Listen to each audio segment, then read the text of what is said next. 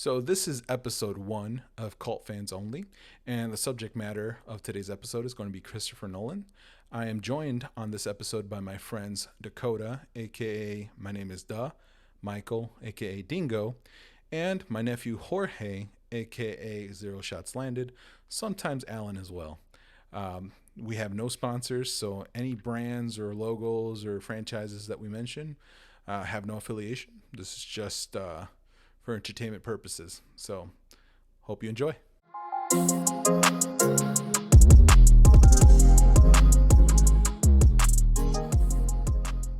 Okay, so we're gonna start here. Screw it. I don't know how else to introduce this. Actually, there's gonna be a little intro video before here. So, if you're like, why is he introducing? Because he just introduced. It's because we're live now, and this is the first podcast we're doing. So on our screen, to this side of me, I'm probably wrong, but I have Jorge. So Jorge is actually my nephew, and he's also known as ZeroShotsLanded. So if we ever call him Zero or something, you know why. Sometimes we call him Alan too. That's a different story.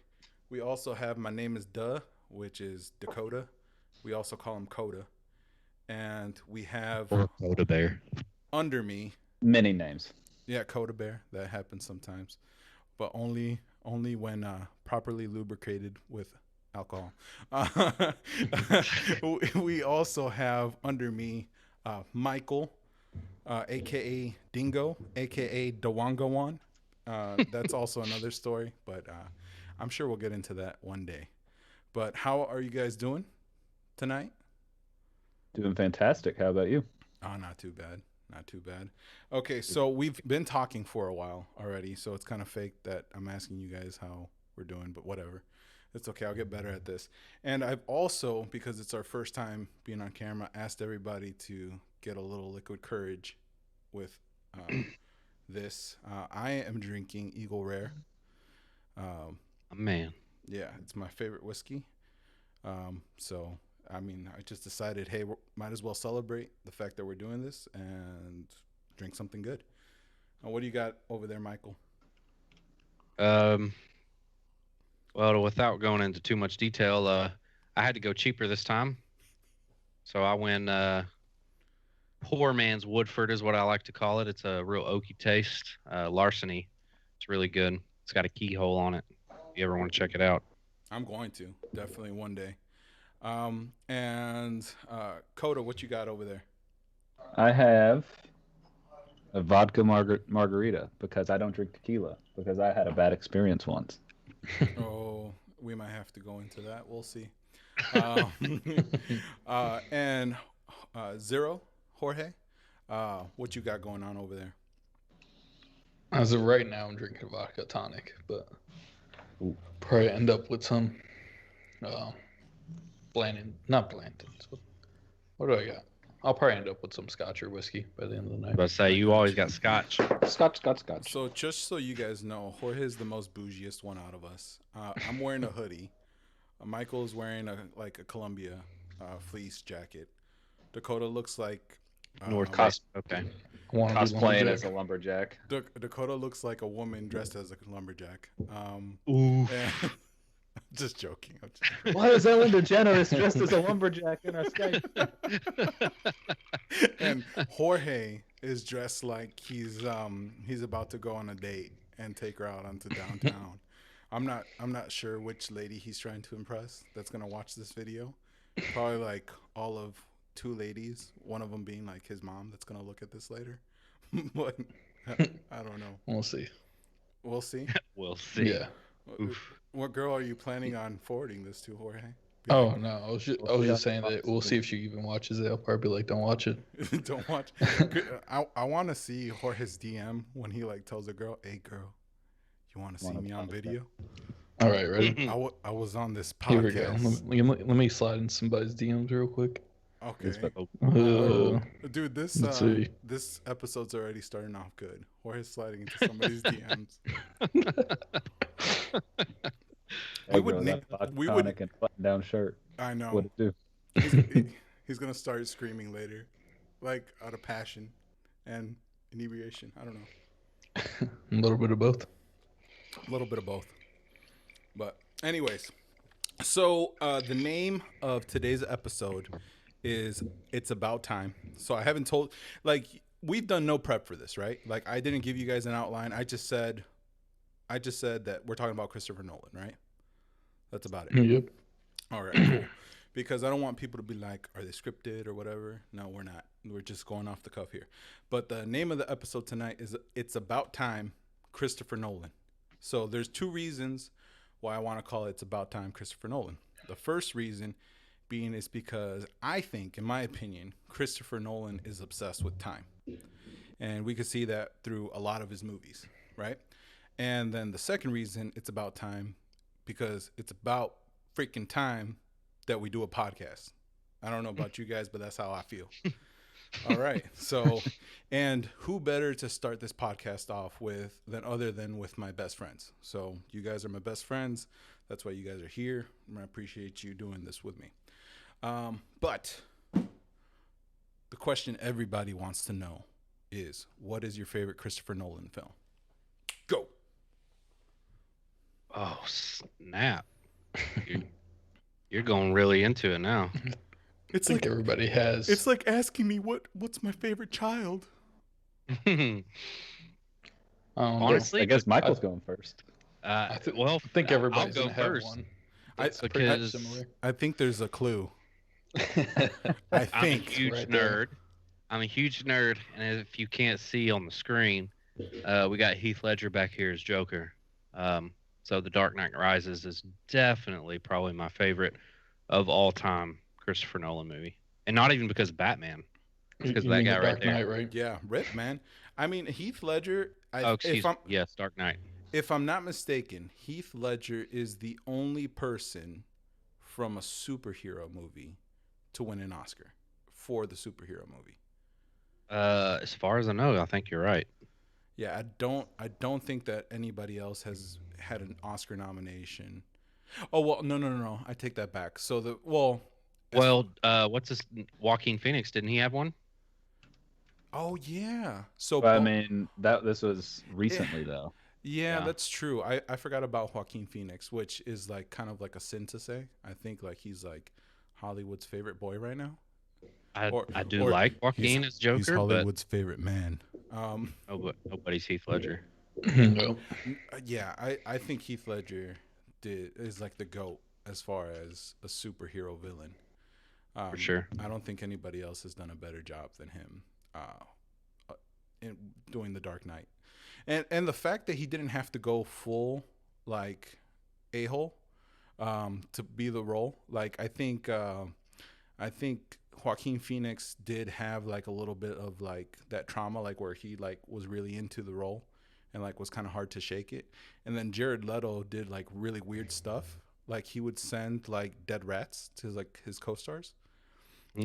Jack Nicholson, I think they say till this day still has Joker nightmares too, which is kind of weird. But then again, Jack Nicholson did do some messed up roles, like he was in The Shining. So who knows, that might have something to do with it. I don't know. Yeah. I think anytime you touch into that kind of genre, the horror / demonic, I think you have some kind of underlying issues that probably stays with you the rest of your life for sure. Well, I don't think the Joker is demonic. I think he is. Well, there's two theories. One is that he's schizophrenic, right? Or he's supposed to represent schizophrenia. Because I don't know if you guys know this, with Batman film or Batman villains, they're supposed to represent a mental illness. Yeah, so like Scarecrow is obviously paranoia. Two-Face is dual personality disorder or multiple personality disorder. And Joker, I think, is supposed to be schizophrenia and psychosis and, antisocial personality disorder, all that stuff. Right. Also, Heath Ledger was a method actor. I'm not sure if Jack Nicholson is. And method actors, they get in the role, they don't leave the role until it's done filming. Correct. No, Correct. but he would step out of the role on the Nolan set. Would he? Yeah, I didn't know that.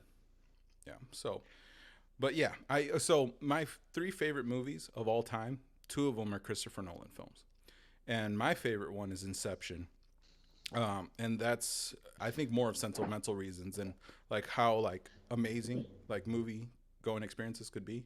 Like that's like the pinnacle to me. And then my second favorite movie is The Dark Knight, just because it's a freaking amazing movie. Yeah. Yeah, but all right. So me and Michael answered the question. Jorge's just standing there, looking at the video, and Dakotah's like typing away, distracted. This man could not focus on a single tab. I'm just letting you guys know. I'm just letting you guys know. Dakotah will check Instagram, play a video game, and Google something at the same time while talking to us on this. Hey, what game are you gonna play, Dakotah? I've been playing boats. What's that? I was about to say, he's probably playing Osu right now. Look, we're not gonna get into boats. We're not gonna get into boats today, okay? Boats is code word for a different video game. Okay, I'm only gonna give people at home one clue. Dakotah sometimes calls himself Ayanami. We're gonna leave it there, okay? We're not gonna step into that landmine right now. But what's your guys' favorite Christopher Nolan film? I'm gonna have to go with The Dark Knight. I mean, it's kind of hard to beat, especially since Batman's like one of my favorite superheroes. All right, yeah. Dakotah? Well, before I get into this, I just need to get something off my chest. Since you already trolled me a little bit there. Them hard-hitting confessions coming at you straight on episode 1. You call me your best friend at the beginning of the podcast, or one of your best friends. Yes. But when I said a girl was cute the other day, your response was start doing push-ups. No, sit-ups. Sit-ups. I didn't forget that. Bro, I mean, what do you want me to tell you? Do you want me to tell you that you're wonderful and that if she doesn't love you for you, like... No, the funniest thing was we were deciding if she had a boyfriend or not, and then you're like, well, Dakotah's like, she definitely does. Hey, bro, I have the same bad luck, so don't worry. Either if she's not in a relationship, she's like super crazy. Like that's the way my luck goes. So I mean, feel that. Yeah. Okay, it's Inception.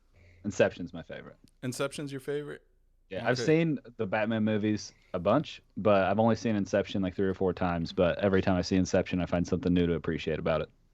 Exactly. Sure. Exactly. The first 2 times, we're just talking 2.5 times were Tom Hardy, but I mean, and how cool he is. But yes. Dude, Tom Hardy, no lie, is one of the coolest freaking dudes in Hollywood, and in my opinion, one of the greatest actors of all time. I mean, he's definitely up there with what you would call somebody said it method acting. Oh yeah. Like he's like he changes his personality, his physique, and everything just for the role. Just like Christian Bale. I mean, oh, dude, Christian Bale and what was that movie that he lost all that weight for? The Mechanist. Mechanist. Yeah. He took years off of his life for not even that great of a movie. Dude, I forget what the movie that he did for Dick Cheney, that he played Dick Cheney. Oh yeah, and he was huge. He was tubby, dude. He was huge, bro. He also did that for American Hustle.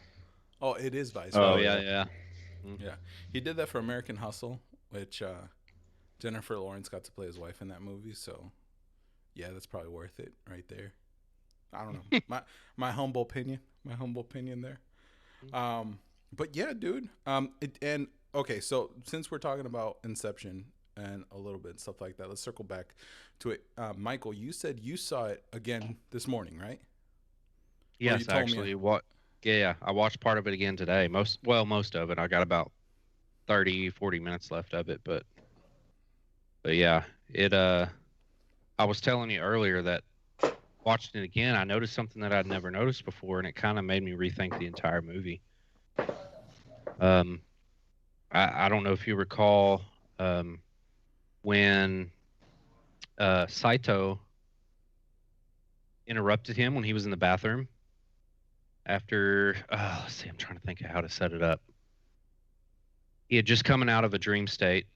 He was about to spin his little top. Talisman. Mm-hmm. Yeah, his talisman. They call it some totem. They call it a totem in the movie. He was about to spin his totem, and Saito came in and interrupted him, and he dropped the totem, and he never got to respin it. That was something I never noticed in the movie before, because in all the times before, he would spin it and it would fall down, and he would think because it would fall, he was in his reality, but he never got to spin it at that moment in time. And of course, at the end of the movie, we all know he spins it, and then we never get to see it fall. Okay, so I have good clarification on how it's supposed to end, but I want to see whether you guys are optimists or pessimists. So, is he in reality or is he in a dream? What's your guys' opinion? Reality. My opinion. So, just basing it off of rewatching it today, solely on today, because it's the freshest, obviously, in my memory. So every time he spins it, it spins semi-perfectly and then wobbles and then falls. Right. At the end, when he spins it, you don't really see much, and then it kind of wobbles and then goes away. It like completely disappears, like it goes to the credits.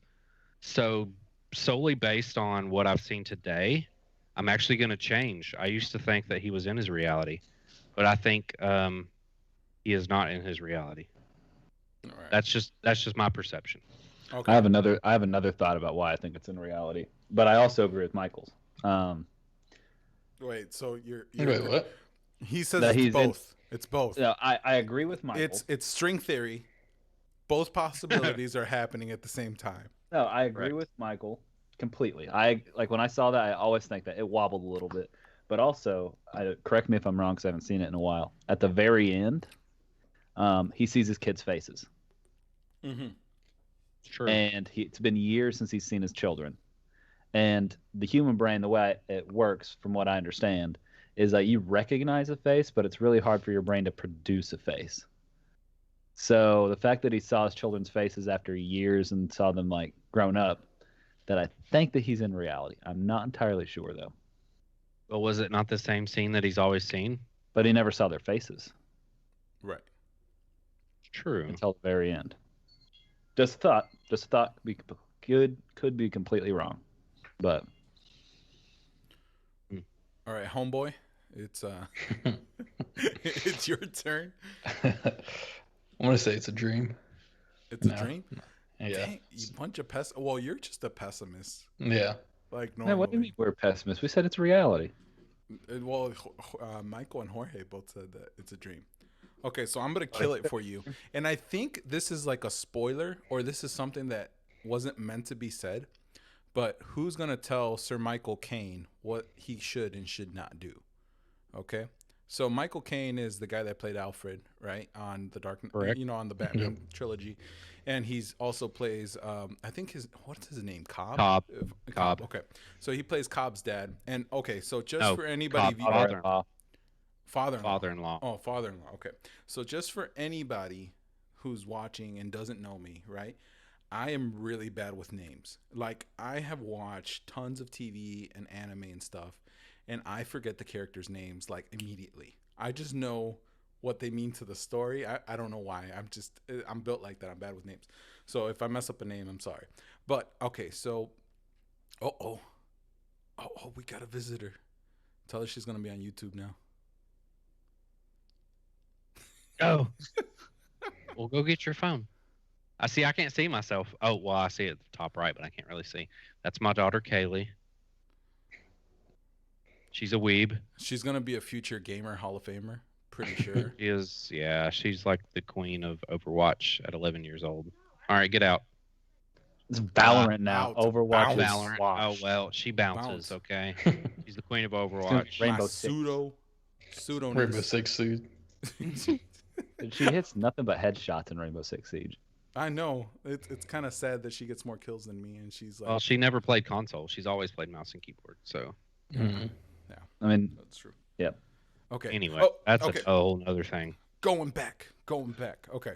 So Michael Caine. Okay. So Christopher Nolan never confirmed nor denied what it was, but Michael Caine said that he asked Christopher Nolan, which scenes he was in reality and which scenes he was in dreams. And Christopher Nolan told Michael Caine that all of the scenes that he was in was reality. So that means that he is in reality when he sees his kids. So the whole Inception mission was successful. And you know what? I think Christopher Nolan, like in the past, he was a little bit more of a pessimist, right? A little bit of a pessimist, but like if you see like a Memento and you see the following, the endings are kind of bad for the main characters in a way.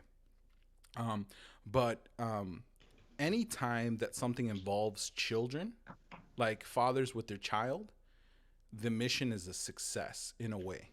So if you look at, sorry, my bad. If you look at The Prestige, right? Yeah.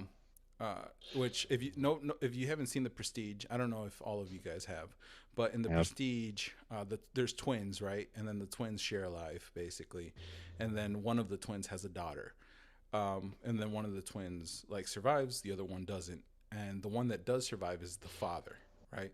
So the father's reunited with the daughter. Also in Interstellar, the father is reunited with the daughter, even though it's after a long time. And a very short period of time.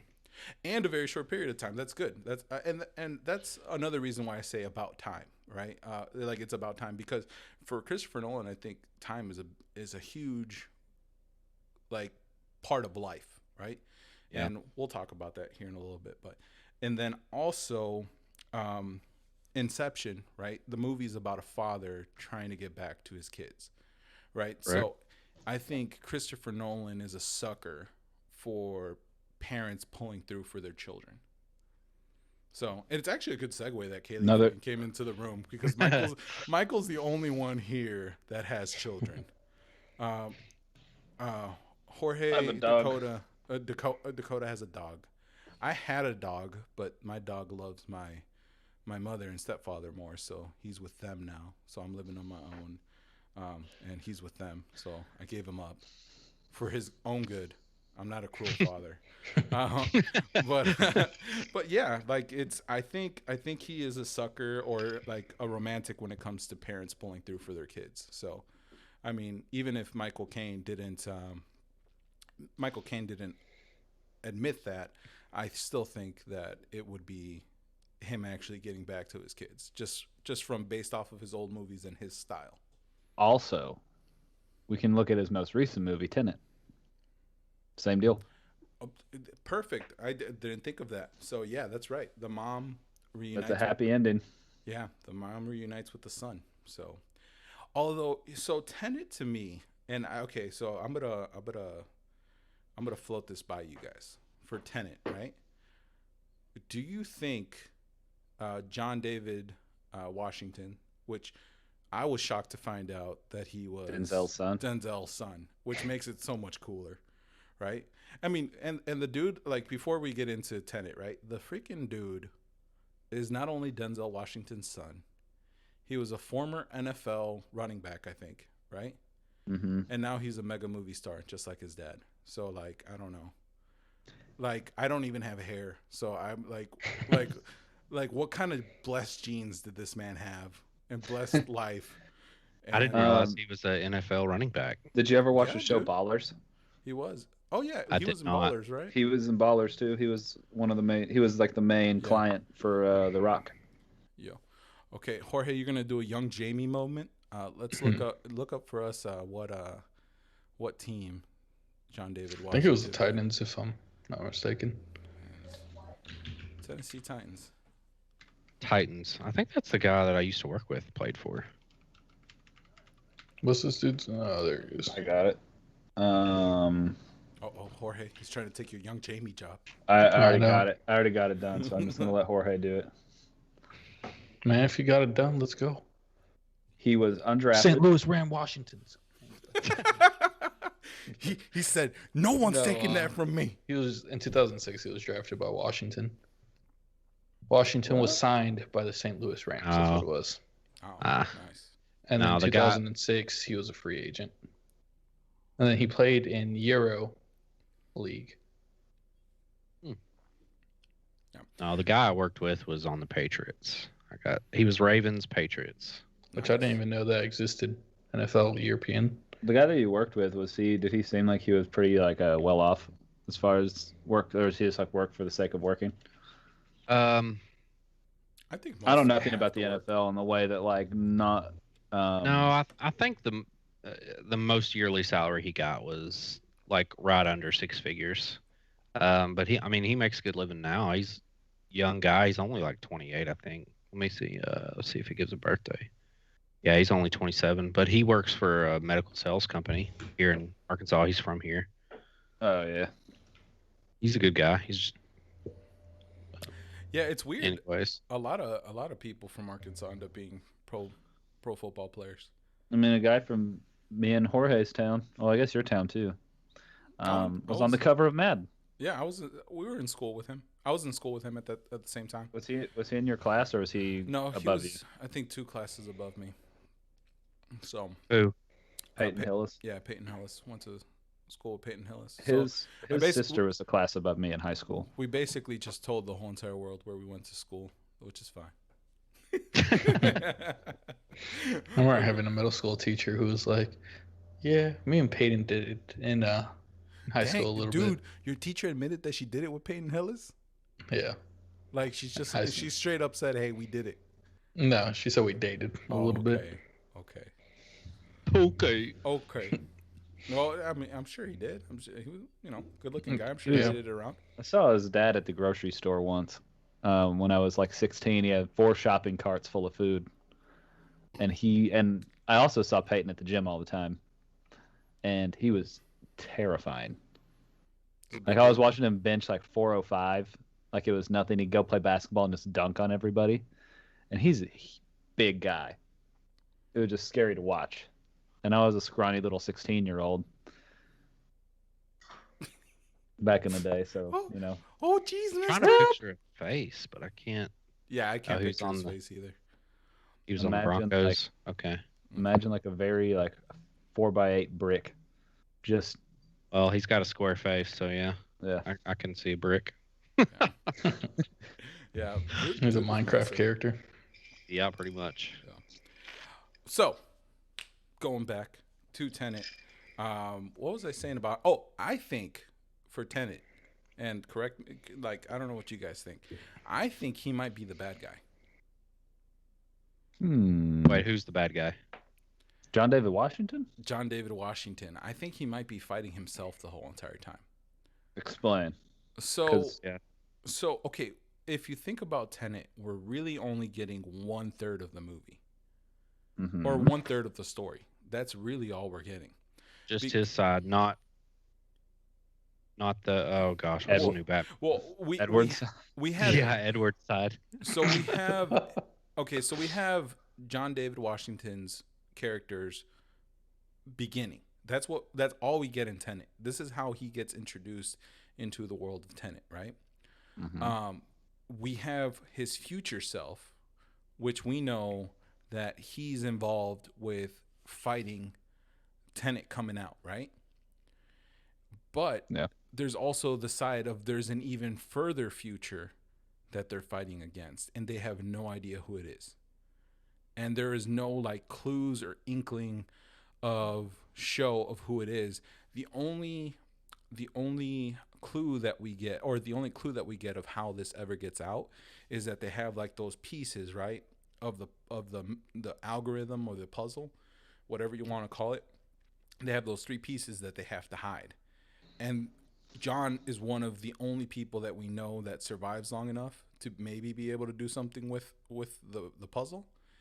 And we know that he's one of the 3 like, if I'm not mistaken, one of them dies almost right away, so we don't know what happens to that second piece of the puzzle. And then the soldier, which I forget what's his actual name. Kick-ass? Yeah, the kick-ass guy. He had, I think, the other piece. So there was supposed, and Robert Pattinson had the other piece. So they were supposed to scatter them, but we know Robert Pattinson's character gets killed, right? he's the one that saves John David Washington for the second time in that corridor. So the only explanation for that puzzle getting out, I think, is John David Washington character is trying to use it for something. So I mean, if Christopher Nolan wanted to make a trilogy out of it, I'm sure he could. Do you think he will? I don't know. I think he's more of a one-off man. I think it's just gonna be the same thing as Inception. Yeah, I do too. Although they say that So it's going to be everybody's interpretation. Yeah. yeah, and what's it called? I think they're in the same universe. Inception and Tenet. Like, it wouldn't surprise me. Are you trying to imply that this whole story in Tenet was in a dream? Just a dream. No. No. So That'd be exhausting. yeah. Yes. But like, if you think of his movies like as a universe, like that would be pretty cool, right? And I think that's more of a modern day conception that everything somebody creates is inside of a universe. To derail that, just everything in a universe, something interesting I found out was, I know you've heard of Bleach. Yeah. Right? Like the anime? Yeah. All right, cool. That author wrote another little short. He only had like 4 or 5 chapters out of it. There's a show called Burn the Witch, just completely like unrelated to anything happening in Bleach, right? Right. Well, he later said this is all taking place inside the Bleach universe. And the show came out, and it's a huge hit. It's only like 3 episodes long. I mean, everyone's freaking out. It's just cool. It's cool that they're doing the shared though? universe concept. That's like such an easy cop out. Think about it. I'm a creator, right? And I have like a completely unrelated idea to the story that I first told, but it was super successful, right? And then I just drop, it's in the same universe. Oh, snap. It's in the same universe. Everybody go out and buy it. We have Marvel to thank for that being more let's see regular if we can now. Yeah. I don't think you guys are like really big into fantasy reading, if I'm not mistaken. If you guys are, I'm sorry if I offended you, but whatever. I'm offended. Brandon Sanderson, which pretty cool dude, and I think a lot of his stuff is going to start being made into TV shows and movies. I mean, he's a monster writer right now. Like I think 50 years from now, he's going to be another Stephen King like level guy, where like all his books and stuff get made into movies. But he says all his stuff is in a universe, and I think he calls it like the Kashmir universe, something like that. But it's becoming a more popular concept to make sure that all your works are connected somehow. Feel that? Yeah. Yet again, I think we should thank Marvel for that becoming a regular thing now. Oh, totally. They was the first like proof of concept and how it worked, or how well it could work. Yeah. DC is a proof of concept of how bad it can go. If you don't keep the fans and source material in mind. Bro. Don't get me started. And the same thing with Star Wars. I mean, in the whole new trilogy. Ugh. Okay, so here's my thing. Okay, so I get where you're coming with this, but here's my thing. I feel like you have to go into a movie with 0 expectations. But here's my thing. I get that, but especially when it comes to, I know we're supposed to be talking about Christopher Nolan, but when it comes to Star Wars, there's so much material that you could literally make any movie, video game, TV show, whatever you wanted, based on all the stuff that they have produced already, what they're calling legends at this point in time.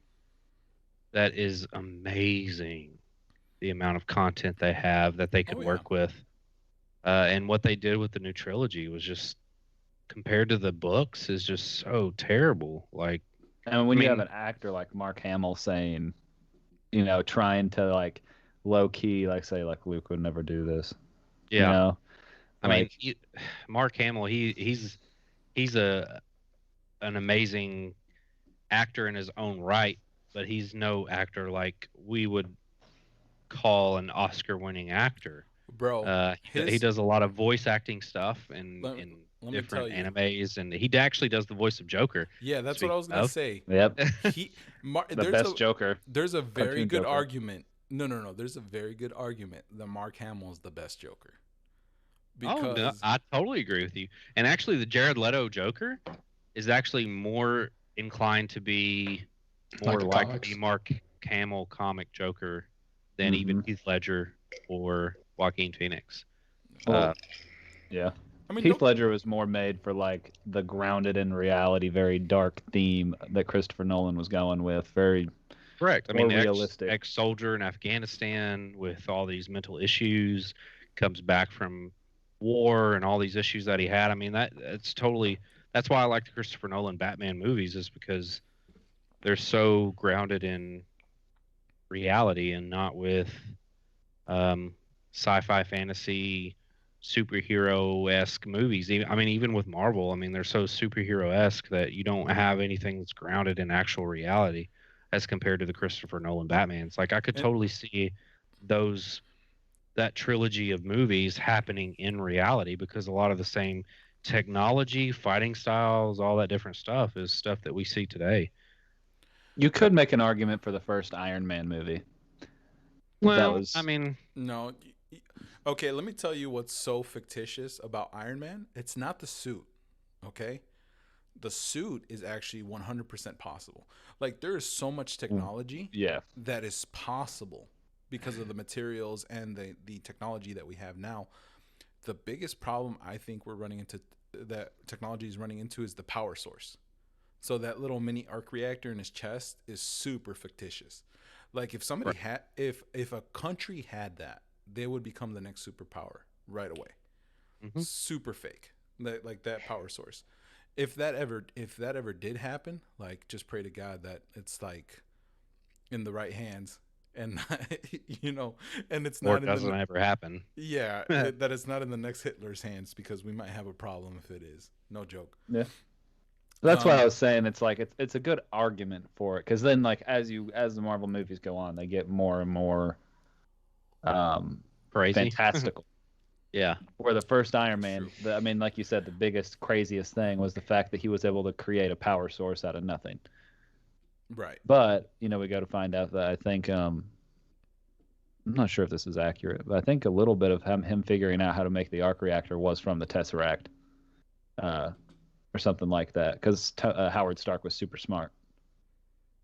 So Like, you think like him. Okay, I'm gonna go I'm super not sure if that's controversial. You I'm think not the sure if that's test, possible. his dad, Mr. Daddy Stark, I forgot Howard. Howard. You think him being around the Tesseract, like, messed with his nut juice and then produced a super smart Tony Stark? Is that what you're saying? No, I mean Howard's the one that made the arc reactor, and then Is it? Is Tony, he? yeah, because the arc reactor, remember in the first movie, was huge. No, no, no. That's the one that Jeff Bridges' characters made. Like, a No, huge. the massive one that powered all of Stark Industries was Howard's creation.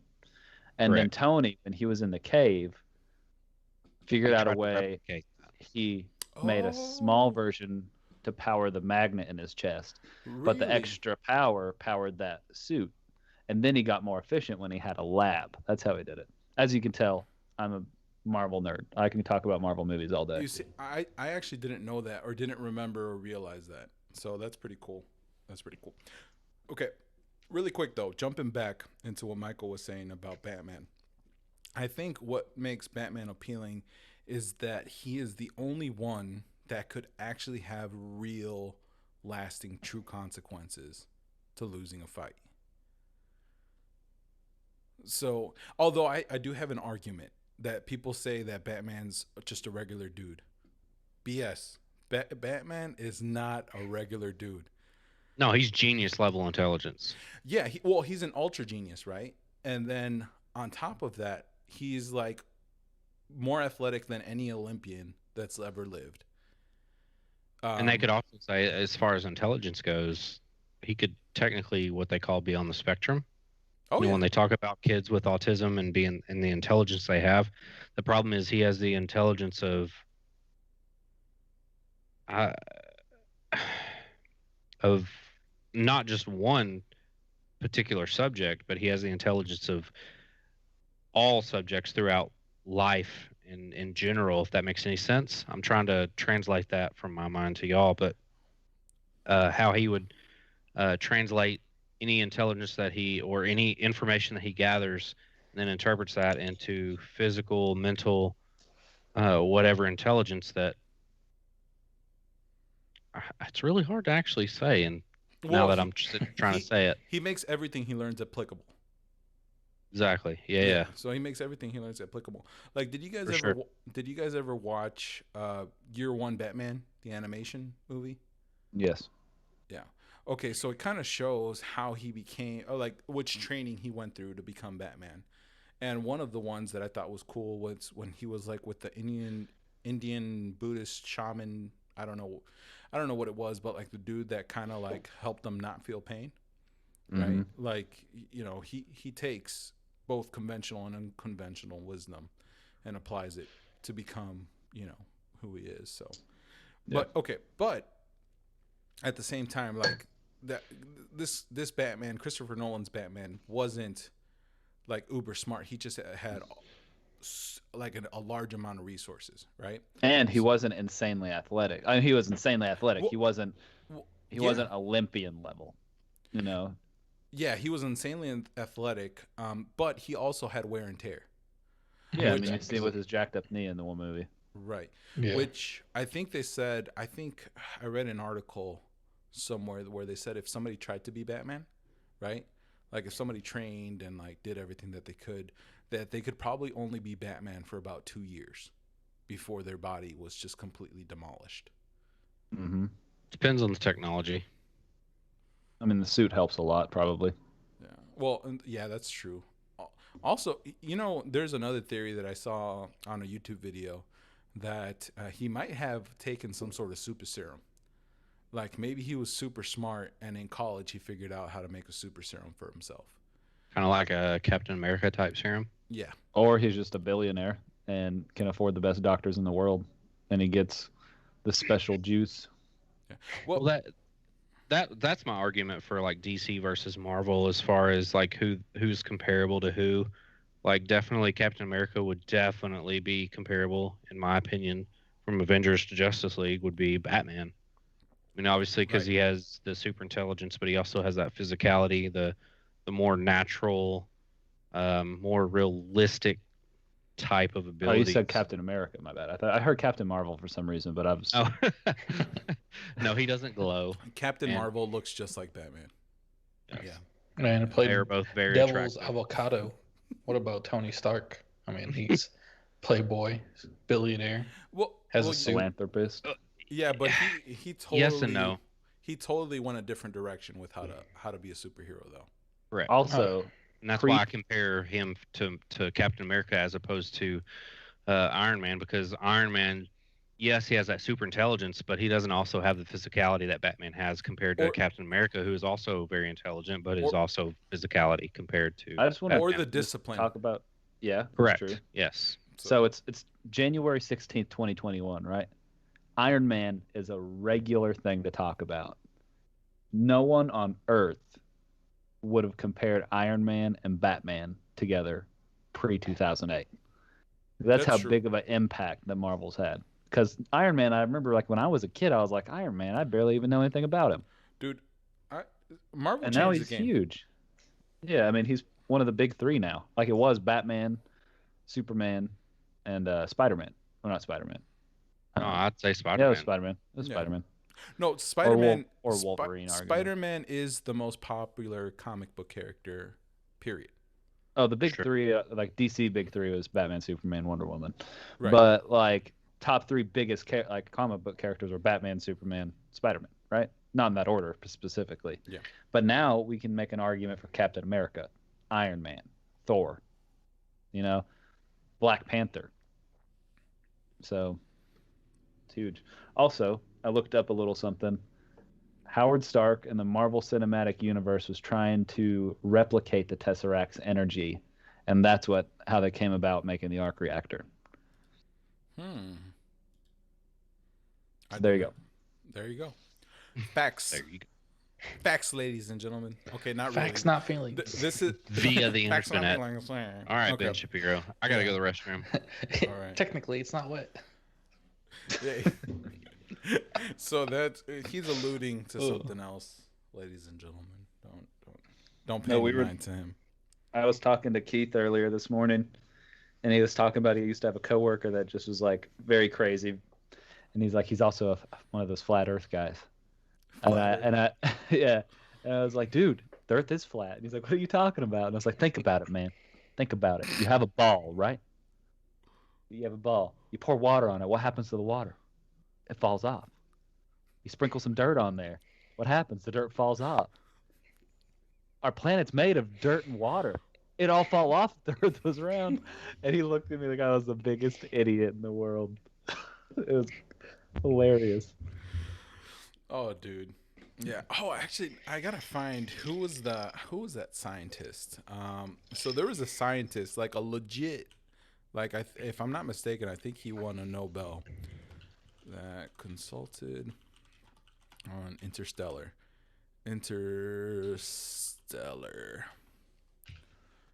Okay, Kip Thorne. Yeah, that's his name. Kip Thorne did consulting on Interstellar. And that's where they got a lot of their physics and like some of the math that was on the board and stuff. So I think that's pretty cool. So yeah, jumping from flat Earth to freaking Kip Thorne. It's crazy how much like nowadays modern movies have people that do consultation. Yeah, to keep things realistic. Yeah, and I think because somebody's gonna call them out. Yeah, and I think that's another like really cool thing about Christopher Nolan, that he does do that. That he's just not making up pseudoscience. Like he's actually doing stuff. I'm pretty sure that he does. Like he seems like the kind of person that does a lot of research on whatever he's doing before he puts it out there or before he makes a story. So we're talking about Michael. Just to catch you up, we're talking about Interstellar now, and the fact that the Earth is. We can't hear you, bro. Something happened. Did you mute yourself? What about now? Yes, I could hear you now, brother. Hey. I could see you worded. I was in the bathroom. I was in the bathroom, and I was actually just about to ask you if that's comparable to Interstellar, if that's what you're all talking about. Yeah, no, it definitely is. Well, no. So flat Earth does not have anything to do with Interstellar. Okay, so flat Earth, gotcha. But gotcha. It did make me think about science, and I believe in science. I believe in science. You must be baptized right now. Okay, a little Nacho Libre reference for you Philistines that don't know. All right, but so he used Kip Thorne, which, if I'm not mistaken, I don't know if one of you guys can look this up. It'd be nice. I think he is a Nobel Prize winning scientist, and he used Kip Thorne to do research on the film, or like consulted him for research on the film for Interstellar, which I think is a great movie. Looks like he won a Nobel Prize in physics with some other guy in 2017. Well, boom. There you go. His Nobel Prize in physics was because he consulted on Interstellar. I'm just joking. I'm just joking. That's funny. Dude, I bet you any money, like years from now, there's going to be some physics student that like hears that and it's going to get like automatically triggered. And then they're going to be like, triggered is such an old word. Yeah. I just love the Interstellar memes where it's like an hour here is 87 years on Earth. Oh, is Cyberpunk 2077 come out yet? No, we're still waiting on it. or an hour here is 87 years on Earth. Oh, is the Obi-Wan Kenobi show come out yet? No, we're still waiting. Just finished. So it looks like he won the prize for contributions to the LIGO detector and observations of gravitational waves. Oh yes, the LIGO detector. Thank you. I don't know what the hell that is. Let's look it up. I'm very well versed in that. Yeah. Okay, so here's my thing going back to It's All About Time. Like that whole movie is about us trying to escape the Earth, right? Which I think is interesting, because there's two things about time that let's just take all religious points of view out of this, right? Or of this stream of thought. But there's two things that like plague us as far as time. One, the fact that one day, and we're going to get really dark here really quick. But one, that we're going to die. Two, that the amount of time that we have to live is a question mark. We have no idea how much it is, right? And then on top of that, as humanity as a whole, there's another question mark of like, how long would the earth last, right? Let's say that the sun follows the regular trajectory of a star and like blows up in size. Eventually it's going to, be so big that it would consume the amount of space of where it is now to where the earth is, right? So that would burn up Correct. the earth. But on top of that, it will one day like grow and then become a massive star, implode, become a black star, maybe. Who knows, right? I think it's interesting that he's like obsessed with it, time and like being able to escape that stuff. And I don't know about you guys, like, but it's kind of, I don't even know where I was going with that, but it's kind of like one of those daunting things that we don't normally think about in our everyday to day life, that, we got to take advantage of the time that we have now and kind of do something with it. And so I don't know if you guys have any take on that or like agree or disagree.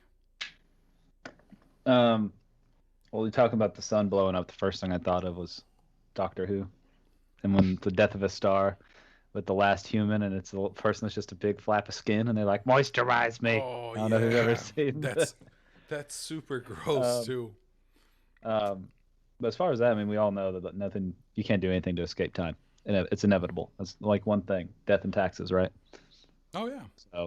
So, but it is an interesting thought. But I do appreciate how much of Interstellar was based around real science. Like even the space station they're on at the very end of the movie, the way it functioned, it had that huge outer ring that was rotating, right? And that was something that they had to talk, that I read about a million years ago, so I can't speak on it 100% accurately. Centrifugal But force. yeah, I mean, yeah, it used centrifugal force to produce gravity.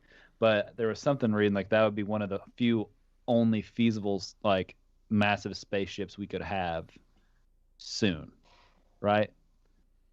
Now, thousands of years down the road, we might have something better.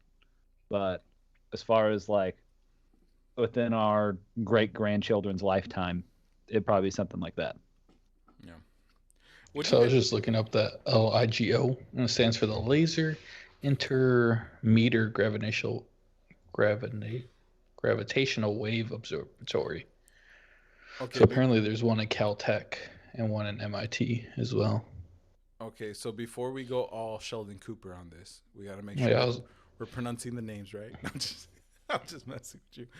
That's crazy though. Apparently the closest one to us is Louisiana. Louisiana. What does that thing even do? It observes and detects cosmic gravitational waves and develops gravitational wave observations as an astronomer tool. Okay, yeah, that flies above my head. Yeah, for sure. Gravity's one of those concepts that like I need to watch those YouTube videos where it's like astrophysicist explains gravity to a 5-year-old and up, and it starts at 5 years old, goes to 10, or it's like beginner to expert level. I'm definitely beginner level. Yeah. Although, okay, so another thing is like that trips me up, and that's why I really like Christopher Nolan's film. And we actually have a coworker. He's really eccentric. Like he's like a very weird guy, but he has explained this to me because he works as a tech, but he has a degree in physics. But he's told me that time is just entropy, right? Which is like I forget what entropy is. I don't even know really. Like if I'm explaining, this is not a science show. This is an entertainment show. So, I thought it was interesting that they said that they're reversing entropy on Tenet, and that's how they're going backwards in time. So they're reversing this entropy thing. But also, a lot of people say that time and space are connected, that they're the same thing. right? So I know that much about physics. Like time and space is the same thing. Mm-hmm. And the space that we're taking up has to do with why time is passing and moving forward. But do you guys think it would be possible, like, to mess with time? Or I think that's just beyond us as humans. Yes, but not anytime soon, obviously. And also entropy, like, I mean, I kind of know what it was, but like the actual definition of entropy is a concept where it's as well as measurable physical property that's most commonly associated with a state of disorder, randomness, or uncertainty. So when you talk about like the entropy of the universe, everything is random. And you think like everything, like even compared to like us here where we are to the Earth, it's very microscopic, right? Like, but then you look at the Earth compared to the universe, it is nothing. Right. And there's all this crazy stuff going on that we don't even understand yet. We are tiny space dust. Yeah. Sure. And as far as I agree with time, that for like, sure. we know that time can be affected by gravity, which is one thing that doesn't make any sense to me when I think about it. Imagine pulling on something so hard that it makes them go back in time. You know, like it doesn't make sense. But there are people much smarter than us that have figured that out. Smarter.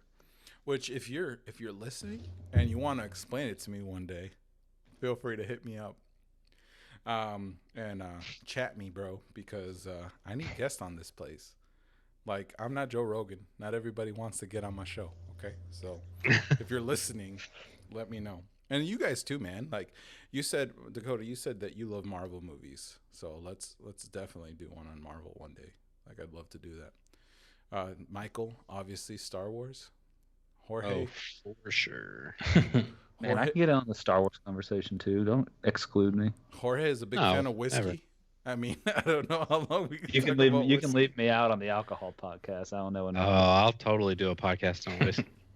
Yeah. Although I'm worried that I wouldn't know when to hit stop on the whiskey episode. Like, who knows how that would go.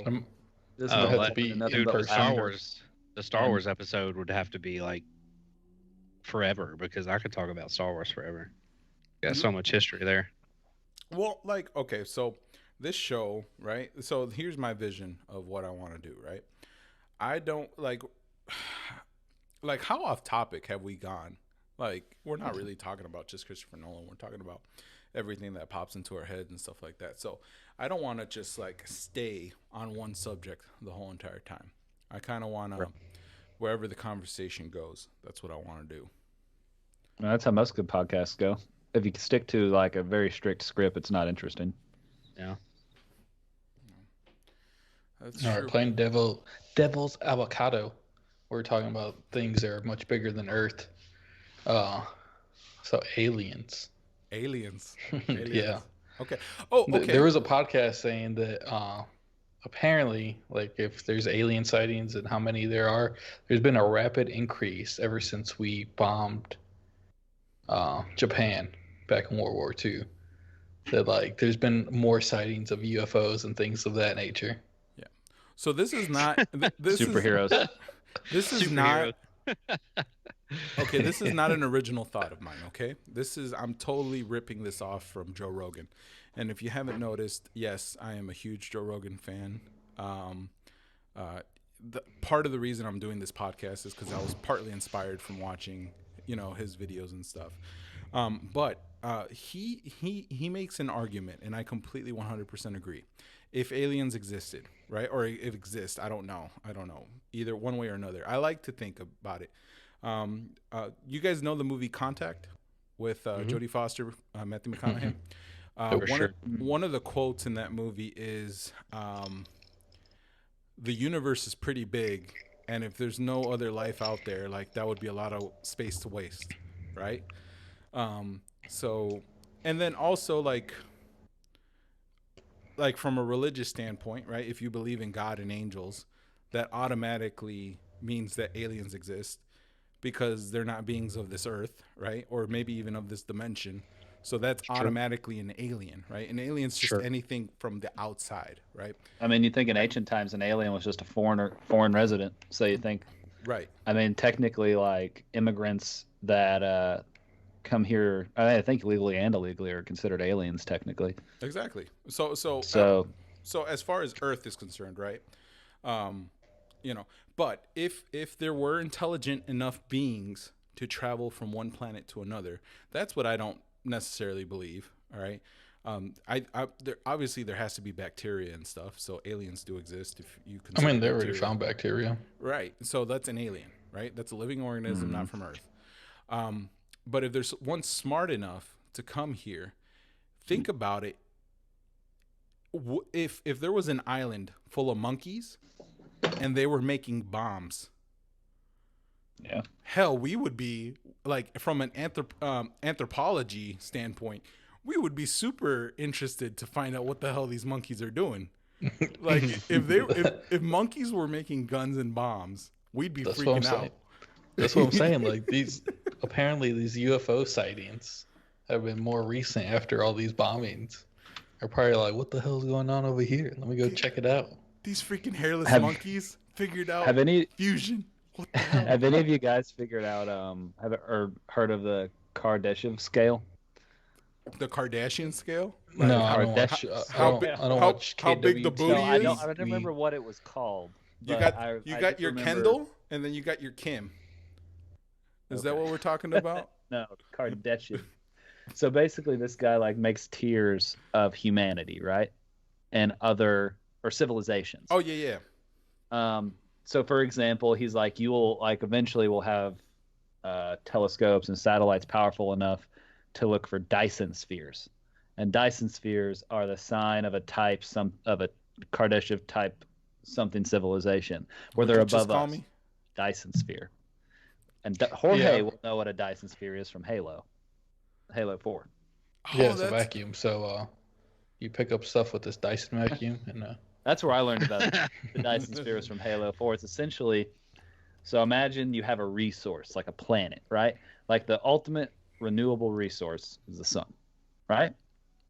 Yeah. So a Dyson sphere, the only realistic way it could ever happen within 10 lifetimes ahead of us is they harness the sun's energy, but they harness all of it or a vast majority of it, like getting these gigantic mirrors.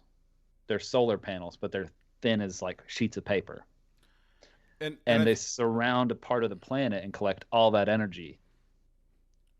Store it. What you're talking about is like the tiers of civilization. Like I think we're in tier 1, where we understand electricity and power. Tier 2 would be being able to harness all available power, and then tier 3 would be harnessing the power of a star. Right? Tier 2 is where you see Dyson spheres and Dyson swarms. I'm holding it right now.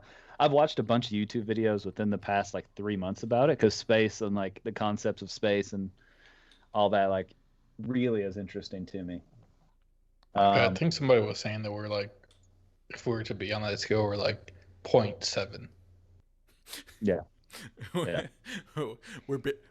we barely showed up, bro.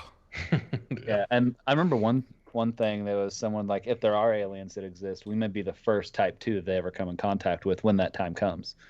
It's kind of like humanity in Star Wars. In Star Wars, humanity was the first spacefaring race, I think. Right. Michael could correct me on that. And that's why the vast majority of the Star Wars galaxy is humans. So we may be the aliens to people. Okay, so here's one thing. Okay, so let's say we did figure this all out. The way things are in the world right now, like we could barely get our stuff together here on Earth.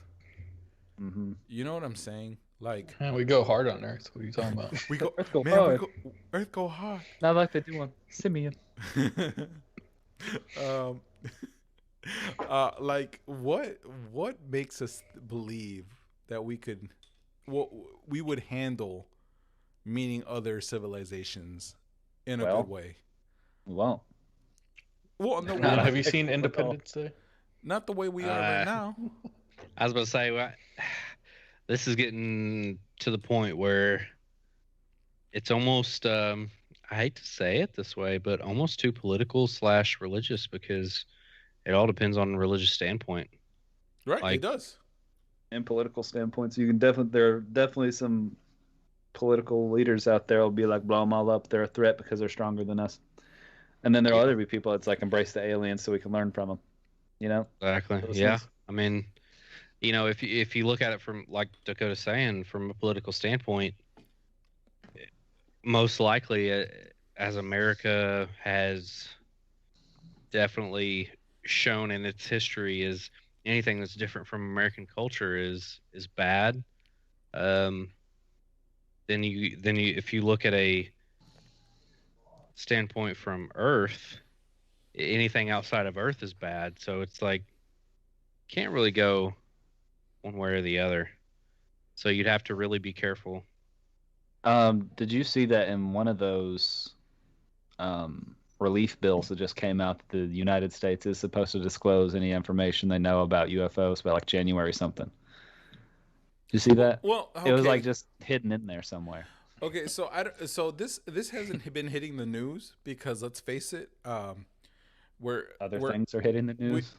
Other things are hitting the news. I mean, honestly, we are the monkeys with bombs, like at this point in time.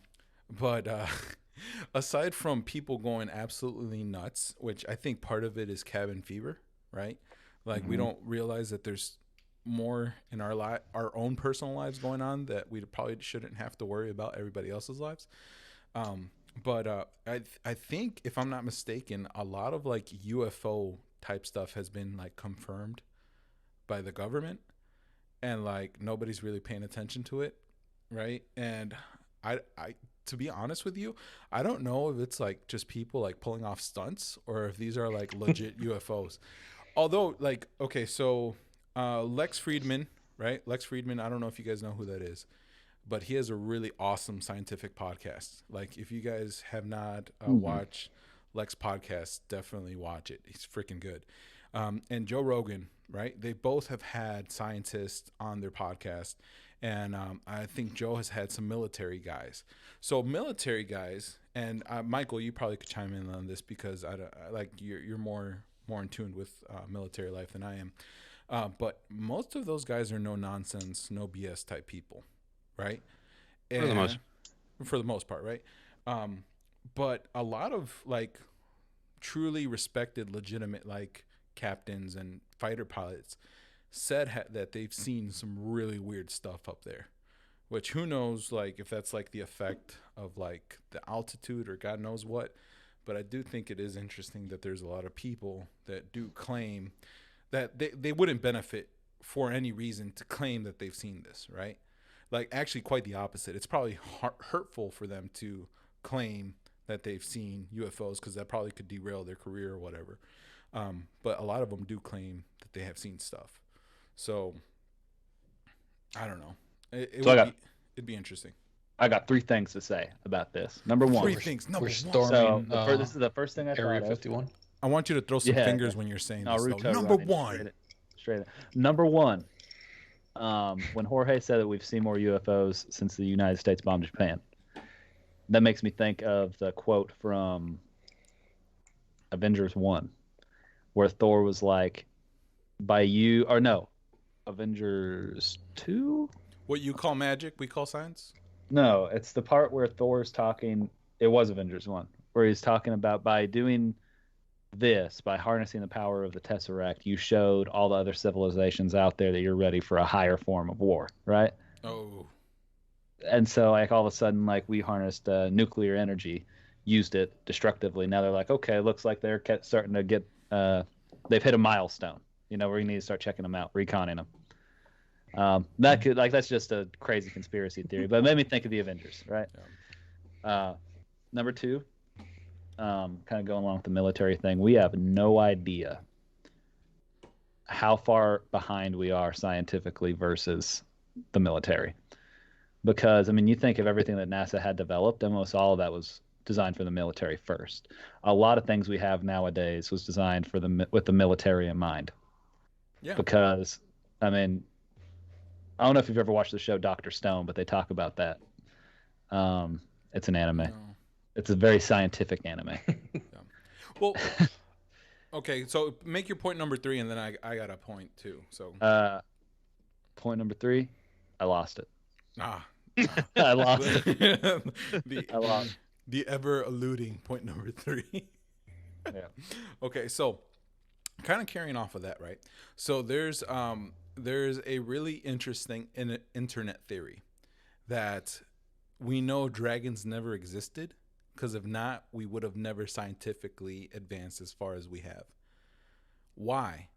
Because most things that, like you said, most innovation comes from war. Like the Second World War had a huge technological boom, and a lot of it is because the Germans were trying to find ways to get an advantage over everyone else, right? So it like need drives innovation a lot of times, right? So I think a lot of those scientists knew, like, hey, our leaders freaking crazy. If we don't come up with something to defend ourselves, we're gonna die, and we're gonna die quick. So who knows? Maybe that's part of the reason, right? Like, just out of pure necessity. But also like who knows? I don't know. I lost it too. But yeah, I have something to follow up with that. Out of necessity. So you look historically, and this is going back to ancient times to now, and I think I've talked about this with one of you guys before. That why humankind, like, right? We went from thousands of years ago, thousands and thousands of years ago, using bow and arrows. It took thousands of years for us to get past bows and arrows, to get to crossbows, right? But the change from crossbows to gunpowder was fairly quick in relative to that. And then you just see how, even versus like the last 120 years, I should say, like how much science has advanced. It's like leaps and bounds, even from the 50s, 60s, 70s, even the 90s to now. And a lot of that is language, if that makes sense. Because in ancient times, people figured stuff out, and we see all these cultures have similar things that they're developing, but there may be a genius in Indonesia. There may be a genius in Russia. They never meet. They don't even speak the same language. They can't collaborate and think about things. But then, as we became more familiar with our languages, we began to speak the language of science and mathematics. It's Sir Isaac Newton's fault for almost all of our scientific advances. Sir Isaac. Yeah.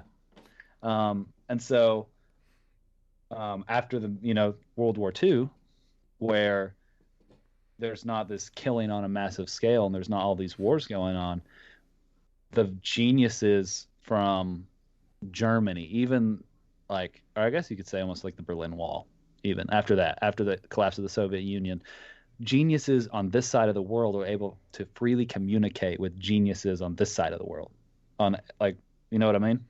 Right. And when you speak the same language of scientific theory, you advance so much quicker. And so I think, like, even in our lifetime, by the time we're old, I mean, we have no idea where technology is going. We're going to be having what does Dr. Disrespect call his glasses? The Google prototypes that do all this special stuff. Like, you never know. We're going to be living in, like, Sword Art Online by the time we're old. It's going to be crazy. Hey, bro. Ready Player One style. I'm all for that, to be honest with you. Like, Yeah. like Elon Musk Neuralink. Yeah. That thing is crazy. Like, Man, that's just Order 66 waiting to happen, dude. That's Skynet waiting to happen too. Actually, Matrix. I think it's more in line of Matrix. Like, it would be smart for the robots, instead of to try to kill us, just put us in really docile environments. Like, although talking about Marvel, right? Since we were talking about Marvel before, did you guys ever watch Agents of S.H.I.E.L.D.? Yeah. So later on, in one of the later seasons of Agents of S.H.I.E.L.D., there's a robot, right? That's like trying to create a perfect world. And one of the things that when they were creating a perfect world for May, who is the really badass like Asian agent that they called the Cavalry. She's Shand from Mandalorian. Fennec Shand from The Mandalorian. Yep. Right, and she also was the voice of Mulan. Just so you guys know, pretty cool. Really? I like think the so. Cartoon? I'm pretty sure. You know, So- she's like 60 something or Somebody like, look her up. might be even in her 70s. Bro, she looks good for her age. She looks fantastic. I would say what's up to her. Anyways, Start doing some sit-ups first. dude, bro, I'm a chonky boy, so I definitely gotta start doing some sit-ups first. But anyways, when they were creating a world for her, right? They were first trying to put her into a spa, but her brain would reject it because there was no conflict. Like, it's almost like we're built on conflict. Mm-hmm. Like, everything that we do is for survival and to overcome conflict. So, like, I don't know. Like, I do think, like, if we ever constructed like a reality, like, I think it would be really hard for humans to adapt a utopia because we're so used to conflict. Like, living a life without conflict would feel surreal to us. So now I have two things I can definitely talk about here as far as that. First thing, the show Altered Carbon. Any of you guys watch that? Mm-hmm. Parts of it. No, with the Not stack. the second season. Yeah, where not their the second season. where their consciousness is like in this little tiny like plate, right? That they insert, or it's put on the back of their neck, right? They basically And so they are could a take- hard drive. Yeah. Which I thought was really interesting. And then finally, I know I'm going to reference a video game here, is Destiny, right? So like there's a whole playable race called the Exos, right?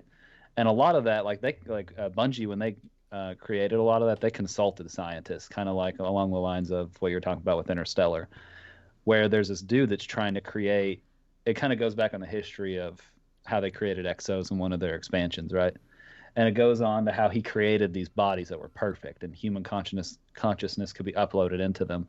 But freak things would happen, right? Like he did it to his, like this creator did it to his son, and his son like tore himself apart. Other people just like go crazy, right? And then what he figured out was that he had to introduce entropy into the Exo's body and system when they put the consciousness in there. Otherwise, that's the only way they can remain sane and keep their personality. And even then, no, that's about it. That's about it. I think. That's pretty crazy, and that's an interesting concept. That if there's no entropy, like could the human mind still work?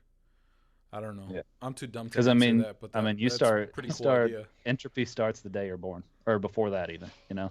Yeah. Crazy. I mean, you're still developing, but you're also. This is crazy. It's those things that like a much smarter person would have to explain it. Yeah. Okay, so let me ask you guys this. So, you guys know who, or the book Fahrenheit 451? Yes. Okay, so the book Fahrenheit 451, I think, if I'm not mistaken, was the first reference of a like cell phone type device.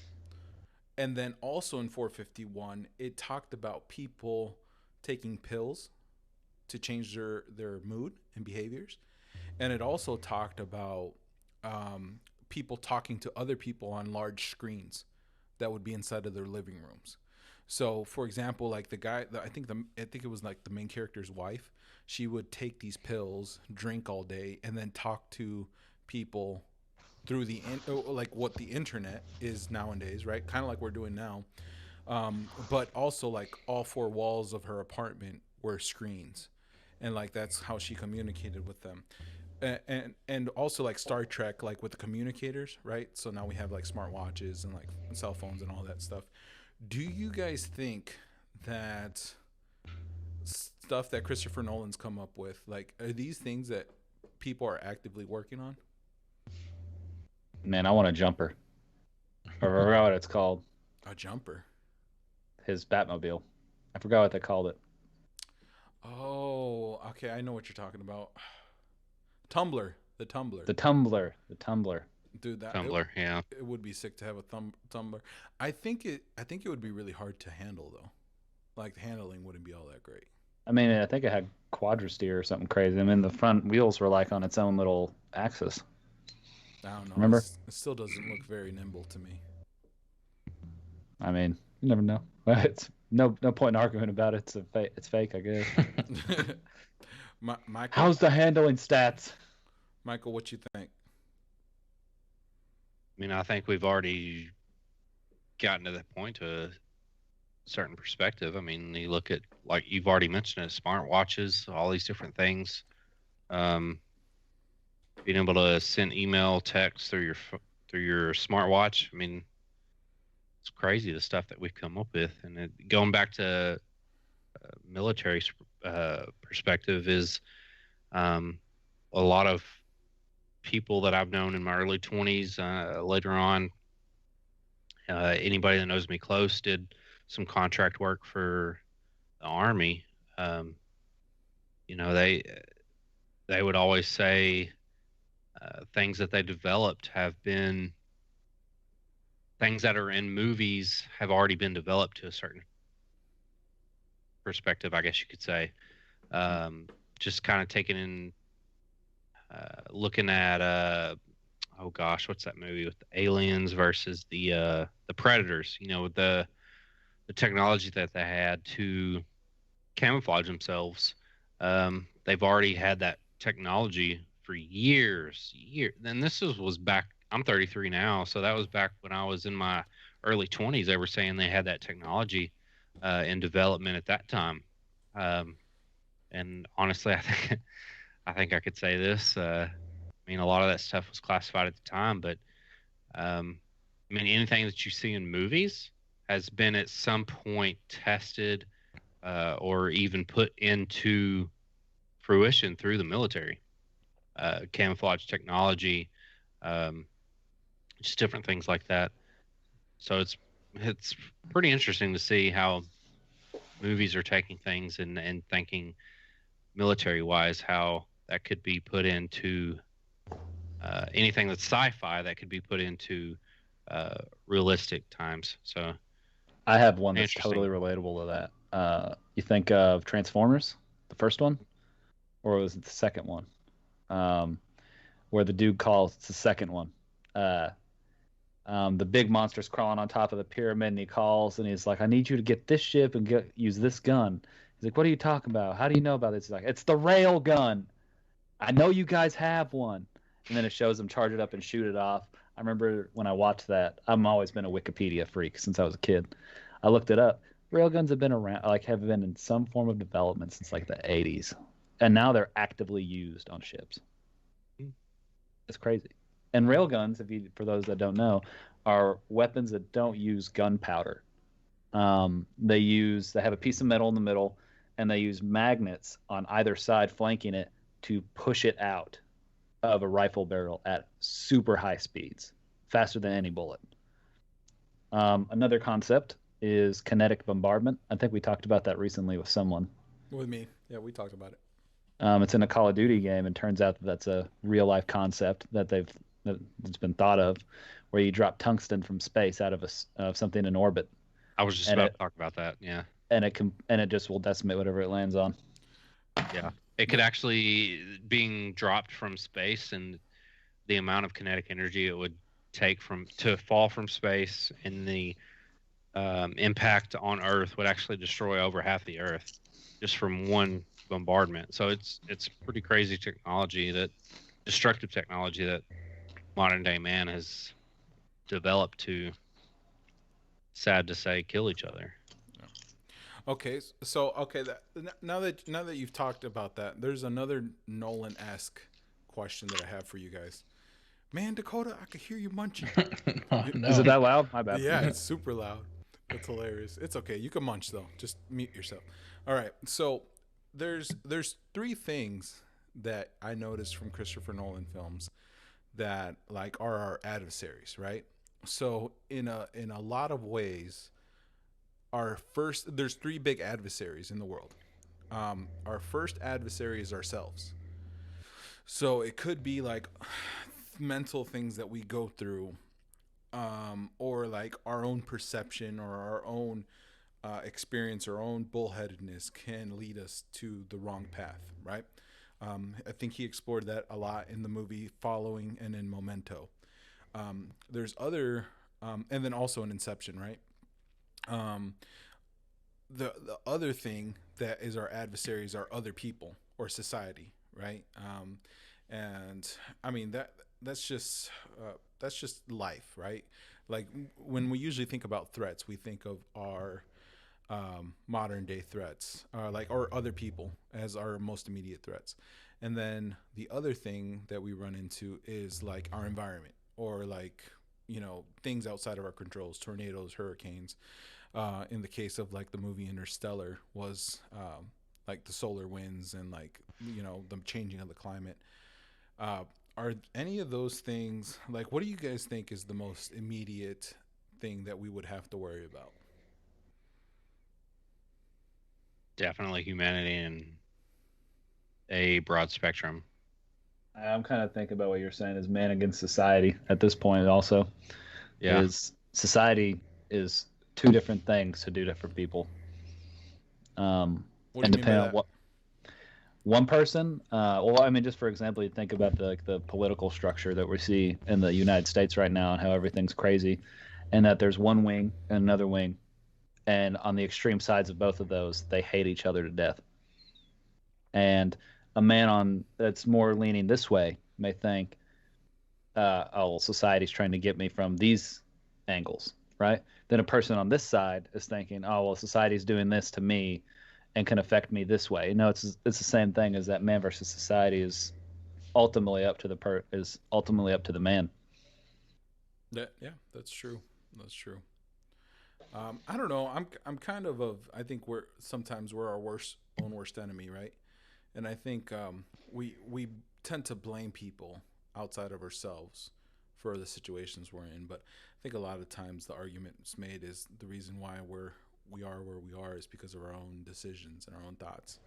Now circumstance and society does play a big part of what the limit of your decisions, but I don't know. I think we do have to work on ourselves and just kind of keep pushing forward. And then on top of that, society affects where we're at with like climate and all that stuff. So I don't know. I think that's a big, larger question that it probably, like, if we start talking about that, that's probably like another whole 2-hour conversation. Okay, but we're kind of going on the 2-hour mark. So I think for a first episode, I mean, I appreciate you guys like tomorrow. I'll all of you. Well, Jorge is my actual nephew, but like we're kind of like brothers because we're so close in age. But Michael, Dakotah, you guys, or Dingo, and my name is Duh. You guys are definitely like brothers to me too. So appreciate you taking the time to do this today.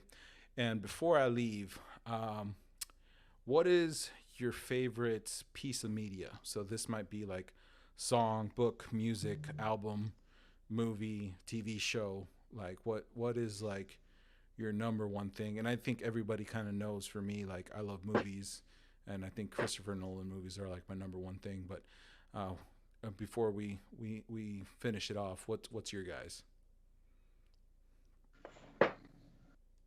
I'm saving mine for last because it's long. Okay. Oh, actually, Christopher Nolan films in Naruto. Naruto is an anime series for those of you that don't know, but not like I'm not gonna start talking about Naruto because I get teary eyed every time I do. Let's just put it that way. Just talk about Boruto. No, don't. Well, Boruto's okay, but let's not go there right now. All right. And don't say that around Elsid. Oh, I know, right? Jeez, Elsid, you'll meet Elsid one day. Well, he'll get on here, but Michael, what were you gonna say? I was just gonna say, I'm definitely movies, TV. If you really, and I hate to be very, I don't know what the word is, but especially like with the whole Star Wars side of it, you could really take movies, TV, and especially we've seen TV, especially with the Mandalorian being released and different things that Dave Filoni and oh gosh, what's his name? John Favreau. John Favreau. John Favreau. Yeah. The legend, John Favreau. Yes, for Come on, sure, baby. Definitely. That's a little. Who gets what anime? Yeah, you're right, Jorge. And all the different writers of all the different books. I mean, just an expanded universe of whatever you're looking at can always, for me, always be better than the original starting movies and TV shows, honestly.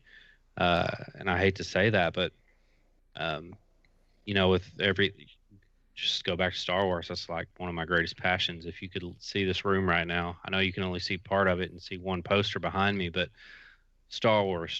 My desk is completely covered in Star Wars and everything, and just everything that's happened in the books, and everything that George Lucas started. The books, above all, other than George Lucas' original trilogy, is just amazing. So for me, it would have to be the original trilogy books of different genres, whether it be Star Wars, Harry Potter, whatever, Lord of the Rings. The books are always better. So that kind of goes to me personally. Oh yeah, and we'll definitely be talking about books on this. This is all things media, so awesome. Yeah, that's true. That Star Wars universe is amazing. Jorge, I think I have an idea. But I'm interested to hear what you say. It's a hard one because, I have different things, and it goes. I don't know. It's kind of hard to say, but it's like for shows, I got a specific show that I would really like, and then for games, Halo is probably one of my top favorite games of all time. Even bought it for Dakotah, and that movie is so trash at it. He doesn't ever play it. I'm trying to get somebody to play with me, but this mug is so trash that he's. I am not trash. The playing on PC is a completely different thing than playing on controller. I was the goat on controller. I just want to say so trash. Like I said, just want to say that the first time I played Jorge on Halo on PC, I beat him. I'm just saying it. No, you didn't. I'm just saying it right now. When we were both mouse and keyboard, first time I owned Jorge. No. Now I probably couldn't even shoot him once, but okay. But that's what I thought you were gonna say. I thought you were gonna say. Well, Halo. then I was gonna say like things like music. Like one of my favorite artists is Logic, obviously. But Bobby. yeah, Oh, dude. Yeah. Especially that first album of Under Pressure. Like, dude, it's probably one of my Incredible favorite True ones. Story is my favorite for sure. That's true. Tits. Actually, we probably won't get into it, but there's a greeting that we have for each other. You mean for Dakotah? It's only because your name is the closest to Kai. From Kai to Dakotah. No, No, not Coda Kai. to Kai. No, Kai. who did he say that he want? Oh, Kai, yeah, because Kai. Yeah, Coda, but yeah. it's Kai, and he wants to meet Big Sean. The Big Sean. That's right. Okay, but I'll let Logic fans figure that one out. Yeah, but that's true. Yeah, Logic, I would say, would probably be the other one that I would have thought you would have said. So that kind of falls in line. Yeah, it's hard, especially like TVs and movies. Like, there's different shows and different movies, I would say, but just a lot of things. Gotcha. All right, Coda, the man that says that he has the longest one. I have a long one. I have a lot to say. Man, I got one thing for him, and it's just Destiny. That's all he has to say. Destiny's good, dude. Like, if you actually look at the story behind Destiny, it's pretty amazing. I mean, I don't know. I it's think some we're too rich dumb lore. to understand the lore, but Dakotah can explain it to us. I said that once on accident. Guys, I'll took it out of context. Hey, Oh, you so- want to make fun of Destiny all you want, but Halo has just as much lore as Destiny does, and it's pretty stupid amazing as far as Destiny is too. So. Oh yeah, Bungie's just an amazing gaming company in general. Yeah. Hey, Okay. Bethesda, Elder Scrolls, amazing. Yeah. That's BT true, too. Dub. So what I was going to say was, for anybody that knows me, especially these three, they know that my fingers are dipped into about everything. There's not like a single thing that I love more than anything else. So when you think about games, right? I like to picture myself. I know I'm gonna get laughed at for this. Like, especially when it comes to like shooter games. I feel like I can pick up something new and be better than the average person almost immediately. So for that reason, I love playing shooters. But so video games are huge. I mean, that's been a part of my life since I was born. I could say almost. I was born just at the right time to play like on a Game Boy when I was a little kid, when I went to my grandma's house. Oh God, you're so young. Bro, a really quick shout out to whoever created the game Golden Sun on the Game Boy. One of the most amazing games ever. That and it's super pixelated, but freaking awesome. Okay, keep going, Dakotah. Yeah. So, and then growing up, I am a recent convert into weebdom, I should say, within the past 3 years.